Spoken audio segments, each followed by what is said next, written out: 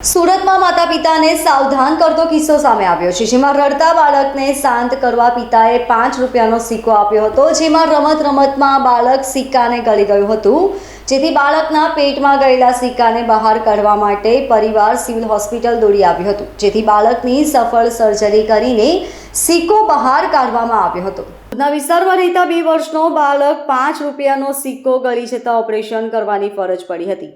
રડી રહેલા બાળકને શાંત રાખવા પિતાએ 5 રૂપિયાનો સિક્કો રમવા આપ્યો હતો.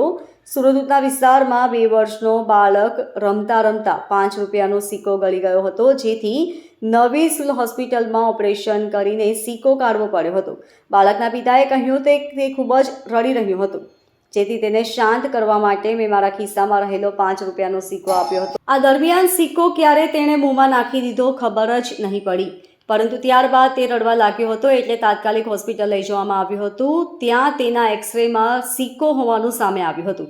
સિક્કો બહાર નીકળે તેમ ન હોવાથી તબીબોએ ઓપરેશન કરીને બહાર કાઢતા હાલ તે ભયમુક્ત થયું છે.